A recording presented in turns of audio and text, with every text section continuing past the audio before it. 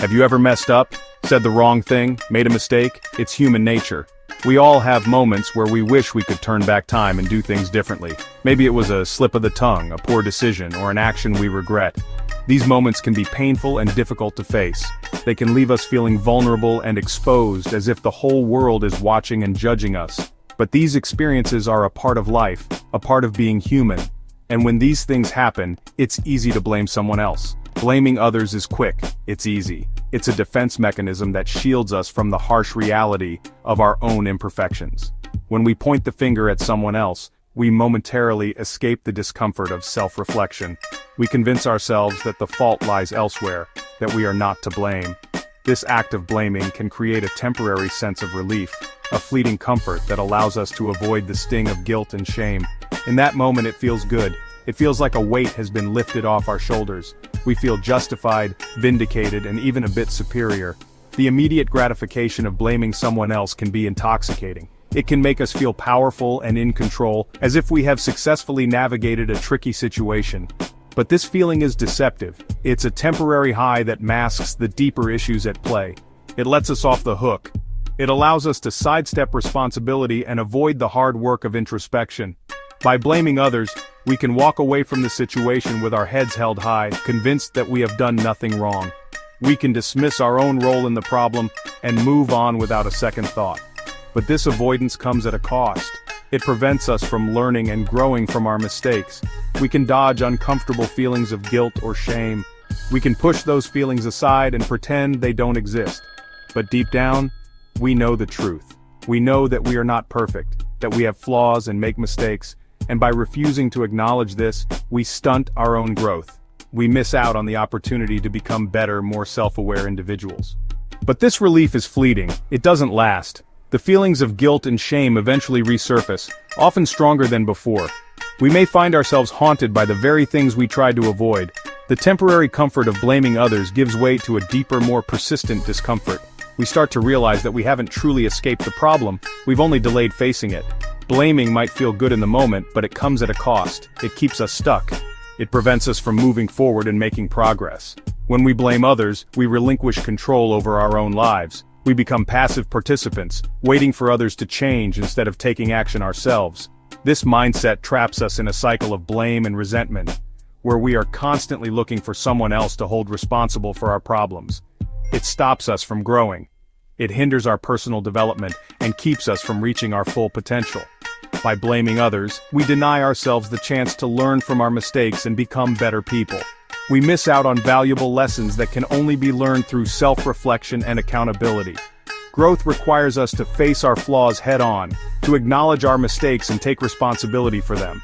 We deserve more than a life of blame.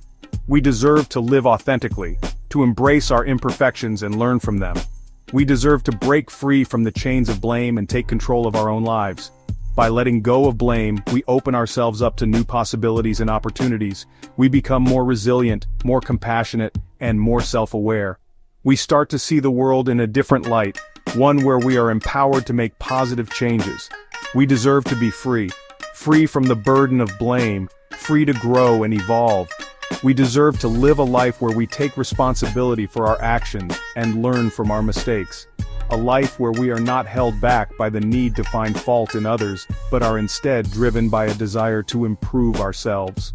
This is the path to true freedom and fulfillment.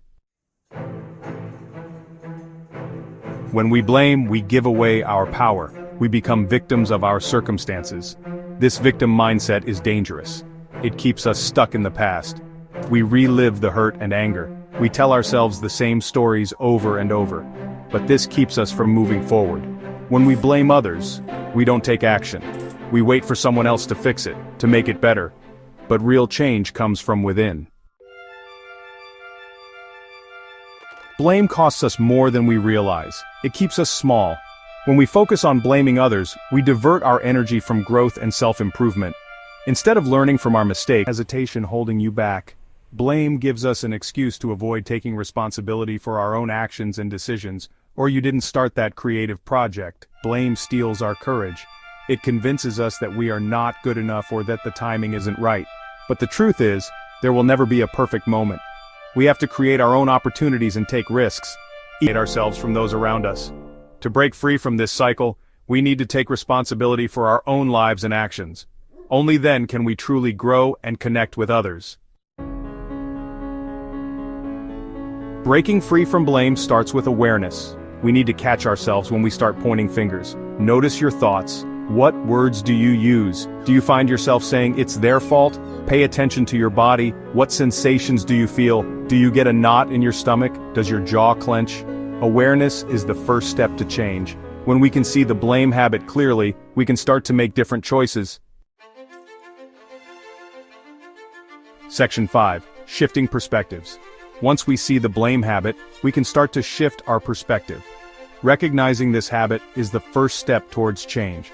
It's like cleaning a dirty window. Suddenly, everything becomes clearer. We begin to see the world, and our role in it, in a new light. This shift allows us to move from a place of negativity to one of growth and understanding. This doesn't mean ignoring our feelings. Our emotions are valid and important. They are signals that tell us something about our experiences and ourselves. By acknowledging our feelings, we can better understand what triggers them and why. This understanding is crucial for personal growth and emotional intelligence. It's about looking at the situation with fresh eyes. Imagine putting on a new pair of glasses that allow you to see details you missed before. This fresh perspective can reveal hidden opportunities and solutions that were previously obscured by our biases and preconceptions. Instead of asking, "Whose fault is it?" ask yourself, "What can I learn from this?" This simple shift in questioning can transform a negative experience into a valuable lesson. Journaling can be a powerful tool in this process, helping us to reflect and gain insights into our thoughts and behaviors. Maybe you made a mistake. That's okay. Everyone makes mistakes. Mistakes are a natural part of life and learning. They provide us with opportunities to improve and grow. Embracing our mistakes with a positive attitude can lead to greater resilience and self-compassion. What matters is that we learn and grow from them. Each mistake is a stepping stone on the path to personal development. By reflecting on our experiences, we can gain valuable insights and make better choices in the future. This process of continuous learning and self-improvement is what ultimately leads to success and fulfillment. When we focus on learning, we empower ourselves. We take back control. This empowerment comes from knowing that we have the ability to shape our own destiny. By adopting a growth mindset, we can turn challenges into opportunities and setbacks into comebacks. This shift in perspective not only enhances our personal growth but also enriches our relationships and overall well-being. Apologize for our mistakes. We can make amends. Section 7. Solution-focused thinking.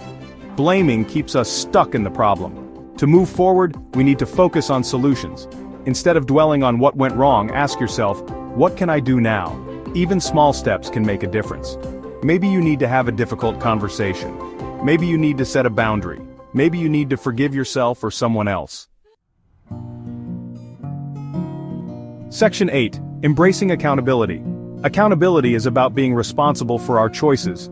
It's about showing up for ourselves and for others. When we are accountable, we build trust. We create stronger relationships. We earn respect.